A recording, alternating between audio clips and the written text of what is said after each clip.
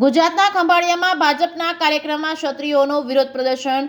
ગુજરાતના દેવભૂમિ દ્વારકાના ખંભાળિયામાં ભાજપની ઓફિસના ઉદ્ઘાટન કાર્યક્રમ સમયે CR પાટીલના ભાષણ પહેલા ક્ષત્રિય સમાજનો વિરોધ પ્રદર્શન જોવા મળ્યું હતું। કેન્દ્રીય મંત્રી પરસોત્તમ રૂપાલાની ટિપ્પણી સામે ગુજરાતમાં ક્ષત્રિયો દ્વારા ચાલી રહેલા વિરોધ વચ્ચે શનિવારે દેવભૂમિ દ્વારકા જિલ્લાના ખંભાળિયા નગરમાં પ્રદેશ ભાજપ પ્રમુખ CR પાટીલની જાહેર સભામાં સમુદાયના કેટલાક સભ્યો પહોંચી ગયા હતા અને કાળા ઝંડા અને સૂત્રોચ્ચાર સાથે હોબાળો મચાવ્યો હતો। આ કથિત વિડીયો સોશિયલ મીડિયામાં વાયરલ થયો હતો। આ ઘટનાનો એક કથિત વિડીયોમાં ખંભાળિયામાં પાર્ટીની નવી ઓફિસ બિલ્ડિંગના પરિસરમાં ભાજપના બૂથ સ્તરના કાર્યકરોના બેઠકના સ્થળે ઉઠાવેલ ખુરશીઓ વચ્ચે પુરુષોનું એક જૂથ સૂત્રોચ્ચાર કરતા કાળા ઝંડા લહેરાવતું જોવા મળ્યું હતું। દ્વારકેશ કમલમ નામની નવી ઓફિસનું ઉદ્ઘાટન કરવા માટે પાટીલ પહોંચ્યા અને સભાને સંબોધિત કરવા ગયા તે સમયે તરત જ વિરોધ શરૂ થયો હતો। કથિત વિડીયોમાં એક મોટી ભીડ નવી ઓફિસ બિલ્ડિંગ તરફ આગળ વધી રહી હતી। રૂપાલાએ રાજકોટમાં દલિત સમુદાયના કાર્યક્રમમાં ટિપ્પણી કરી હતી। અંગ્રેજો સહિતના વિદેશી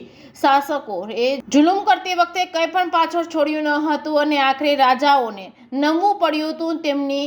તેમની પુત્રીઓ સાથે રોટી બેટીનો વ્યવહાર કરવો પડ્યો હતો। 2024ની લોકસભાની ચૂંટણી માટે ભાજપ દ્વારા રાજકોટ લોકસભા બેઠક પરથી પક્ષના ઉમેદવાર તરીકે મેદાનમાં ઉતરેલા રૂપાલાએ પોતાની ટિપ્પણી માટે 2 વખત માફી માંગી છે।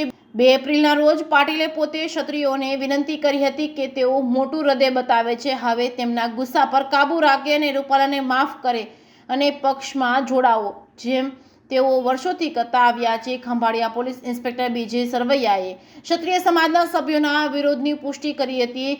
કેન્દ્રીય મંત્રી પરસોત્તમ રૂપાલા સામે ચાલી રહેલા રાજ્યવ્યાપી આંદોલનના ભાગરૂપે ક્ષત્રિય સમાજનું ટોળું સભા સ્થળે પહોંચ્યું હતું। કાળા ધ્વજ ફરકાવતા હતા અને જૂથના સભ્યોએ સ્થળની અંદર જબરદસ્તીથી જવાનો પ્રયાસ કર્યો હતો, પરંતુ અમે તેમને શાંત કર્યા અને આખરે તેઓ ચાલ્યા ગયા હતા, તેવું સરવૈયાએ જણાવ્યું હતું। ઇન્સ્પેક્ટર સરવૈયાએ કહ્યું હતું કે આવી કોઈ અથડામણ થઈ નથી। શાંતિપૂર્ણ વિરોધ પ્રદર્શન પછી તેઓ વિખરાઈ ગયા હતા। ત્યાં કોઈ હિંસા નહોતી કે પોલીસ બળનો ઉપયોગ પણ કરવો પડ્યો ન હતો।